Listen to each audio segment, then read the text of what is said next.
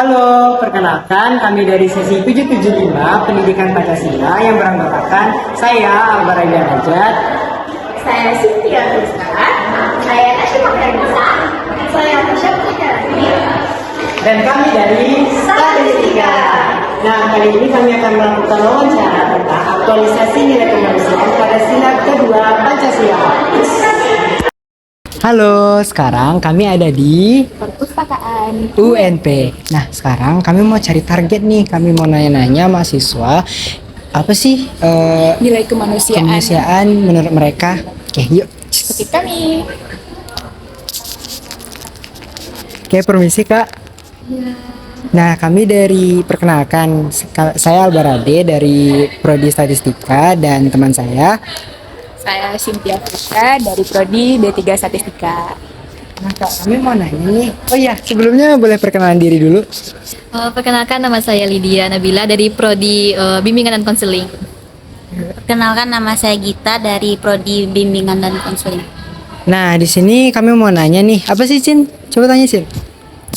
Nih, kami bakalan nanya bagaimana sih menurut kakak seputaran nilai kemanusiaan yang berada di kampus kita.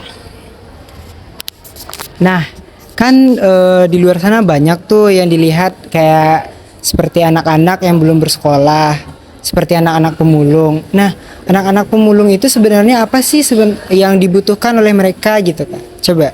Baik, menurut saya ya, sebenarnya yang dibutuhkan anak-anak di luar sana yang pemulung itu, dia tuh membutuhkan pendidikan. Karena mungkin di keluarganya tuh dia tidak mendapatkan ilmu pengetahuan dari orang tuanya, karena orang tua juga memiliki keterbatasan. Akhirnya dia itu melakukan apa yang dilakukan orang tua. Jadi kayak mereka itu harusnya mungkin dari lingkungan atau mungkin dari sekitarnya itu melek akan pendidikan gitu. Oh, gitu ya Kak. Terus apa lagi Cin? Nah, bagaimana sih menurut kakak ketika kakak melihat anak-anak pemulung yang kadang ada di usia kita atau di bawah kita yang tidak bersekolah?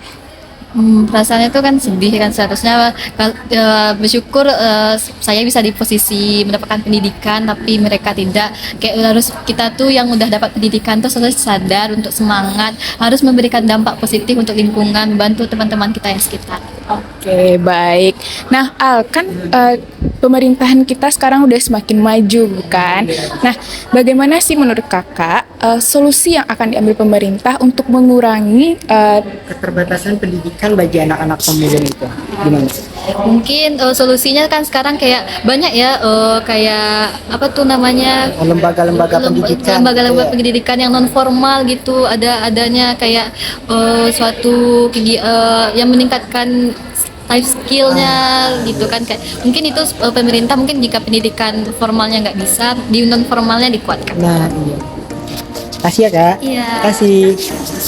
Oke guys, jadi udah denger kan apa pendapat dari mahasiswa UNP mengenai bagaimana nilai kemanusiaan tentang anak pemulung yang harus dikurangi terhadap pemerintah dengan cara mengadakan sebuah seperti lembaga-lembaga yang mengadakan jika untuk tidak ada keahlian di bidang tertentu maka bisa melatih skillnya di bidang yang diminatinya.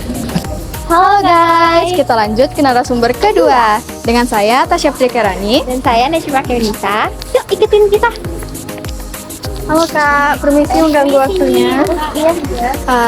Perkenalkan dulu, saya Tasya Putri Kerani dari D3 Statistika. Dengarkan saya. Saya Neshima Karnisa dari D3 Statistika. Sebelumnya dengan kakak siapa Kak? Aku Nova Rachel dari Prodi Biologi NK. Aku Priska dari Biologi NK juga.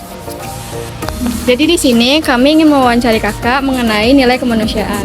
Seperti yang kita lihat di sekitar kita, banyak nih anak-anak seusia kita, bahkan di bawah kita, yang putus sekolah dan terpaksa untuk bekerja demi memenuhi kebutuhan mereka. Jadi menurut kakak, mana nih yang lebih penting? Pendidikan, kesehatan, atau makanan untuk orang-orang pemulung tersebut?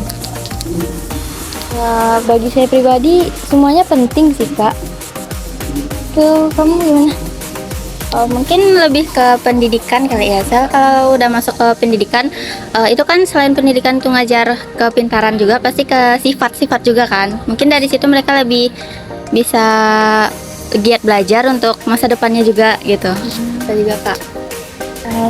Terus Kak, bagaimana sih perasaan Kakak ketika melihat anak-anak tersebut yang seharusnya mereka di usia segitu menempuh pendidikan, tetapi mereka harus bekerja untuk memenuhi kebutuhan hidupnya? Lebih ke sedih juga kan, di usia mereka yang masih kecil udah mulung. Tapi itu juga tergantung dari orang tua mereka juga sih, yang nyuruh mereka mulung atau emang niat dia sendiri. Sebenarnya iba sih Kak kalau ngelihat mereka yang masih kecil udah harus jadi tulang punggung keluarga juga, bantu ekonomi keluarga.